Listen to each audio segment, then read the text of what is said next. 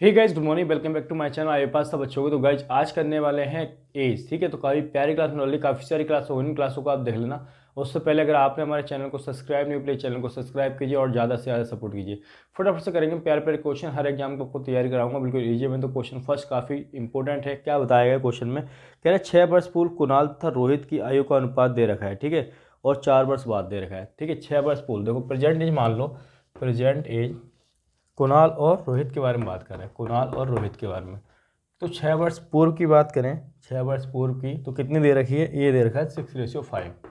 वहीं दे रखा है 4 वर्ष बाद, तो 4 वर्ष बाद की बात करें तो अनुपात दे रखा है 11:10, ठीक है। अब देखो इनके बीच का गैप देख लो, 5 और इसके बीच में 10 में कितना, 5 का, और 6 और में 5 का, यानी कि गैप इक्वल है। गैप कितना है? 5 का। इनके बीच का गैप भी 5 का है। और एक्चुअल में कितना है? टाइम कितना लगा है? 6 4 10, कितना लगा है? 10 का होना चाहिए इसका 2 टाइम, ठीक है। तो उसी प्रकार से हमसे पूछा गया है क्वेश्चन में कि रोहित की वर्तमान आयु ज्ञात कीजिए। तो रोहित की वर्तमान आयु निकालने के लिए क्या करेंगे? सबसे पहले देखो ये इसका 2 टाइम है तो इसकी 2 टाइम कर लो, ठीक है। तो ये कितना हो जाएगा? ये यहाँ से आ जाएगा 10, और ये इसका 2 टाइम करोगे ये आ जाएगा 12। ये कौन सी एज आ गई? ये 6 साल पहले की आ गई। और हमें चाहिए करंट में, यानी कि वर्तमान में चाहिए, किसकी? रोहित की। तो इसमें भाई 6 साल पहले तो ये रही, तो ये कितनी हो जाएगी? 16 हो जाएगी। 6 को ऐड कर दोगे तो, ठीक है। तो रोहित की पूछेगी। अगर ऐसे ही इसकी निकालते तो इसकी क्या निकालते? इसमें 6 ऐड कर देते 18 हो जाती। फिलहाल तो 16 आंसर है, ठीक है। लिख लो फटाफट से। क्वेश्चन नंबर सेकंड करते हैं। क्वेश्चन नंबर सेकंड में क्या बताया गया है? 7 year ago the ratio of A and B 4:5 and after 5 year there will be 5:6, ठीक है। 7 वर्ष पूर्व दे रखा है। ए और बी की आयु कितनी दे रखी है? 4:2। देखो प्रेजेंट एज माने ए और बी की, ठीक है। तो 7 वर्ष पहले, पहले तो 7 वर्ष पहले कितनी दे रखी है आपको? 4:5।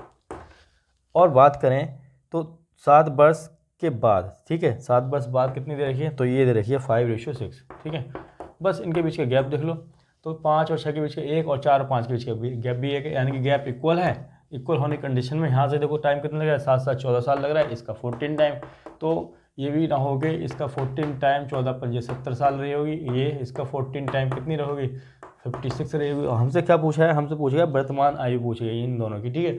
तो वर्तमान आयु निकालने के लिए 7 साल पहले की आ गई, वर्तमान निकालोगे तो 7 को ऐड करोगे तो ये तो हो जाएगी 77। बस इसी की पूछी थी हमसे बी की, तो बी की आंसर आ गई, ठीक है, 77 ये। क्वेश्चन नंबर 3 करते हैं। क्वेश्चन नंबर 3 में देखो क्या बताया गया है। वर्तमान में ए और बी की आयु का अनुपात इतना है, 2 वर्ष बाद इनकी आयु का अनुपात ये होगा। तो वर्तमान में ए और बी की आयु का अनुपात ज्ञात करना है। देखो प्रेजेंट में जो आपको दे रखा है, वर्तमान में ए और बी की आयु का अनुपात कितना दे रखा है? तो साफ साफ आपको दे रखा है 5:7, ठीक है। 2 वर्ष बाद की बात करें, ठीक है, 2 वर्ष बाद की बात करें तो आयु का अनुपात 8:11 दे रखा है। कितना दे रखा है? 8:11। ए और बी की आयु ज्ञात करनी है, ठीक है, वर्तमान आयु। देख लो सबसे पहले तो एक बार बताओ, इनके बीच का गैप देखोगे तो 3 का है, इनके बीच का गैप देखोगे तो 4 का है। सबसे पहले तो देखो इनके बीच का गैप इक्वल करना है। तो गैप इक्वल करने के लिए क्या करोगे? ये देखो इनके बीच का गैप कितना है? 4 का, इनके बीच का 3 का। इनको इक्वल बना लो। इक्वल बनाने के लिए 7 और 5 के बीच का गैप कितना है? 2 का। इनके बीच का गैप कितना है? 3 का। तो 3 में इससे मल्टीप्लाई कर दो, ऊपर वाले में 2 से इन दोनों में मल्टीप्लाई करो। तो 3 में करेंगे तो ये तो 7 3 21 बन जाएगा, ठीक है। और यहाँ 3 से करेंगे तो 5 3 15 बन जाएगा। अब इस 2 की मल्टीप्लाई 3 हटा दो, इस 2 की मल्टीप्लाई इन दोनों में कर लो।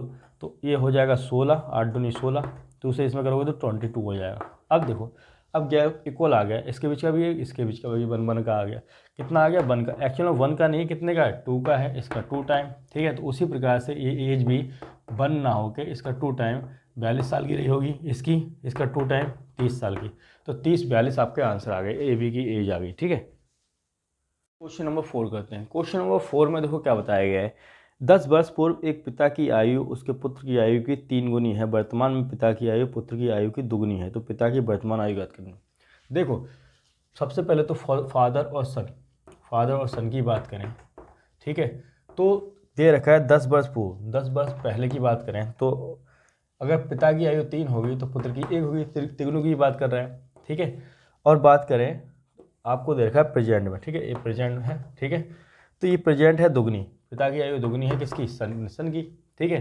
तो क्वेश्चन में कहा गया है कि पिता की वर्तमान आयु ज्ञात करो। निकाल लेंगे। सबसे पहले तो इनके बीच का गैप देखो 1 है, इनके बीच का गैप 0 है, तो इक्वल बनाओ। इक्वल बनाने के लिए इनके बीच का गैप कितना है? 2, और इनके बीच कितना है? 1। तो यहाँ से जो 2 है, यहाँ से 2 से मल्टीप्लाई कर दो, 4 हो जाएगा और यहाँ हो जाएगा 2। अब देखो इनके बीच का गैप इक्वल आ गया 1 और 1 का। कितने का? 1 और 1 का। एक्चुअल में जो गैप है कितने का है?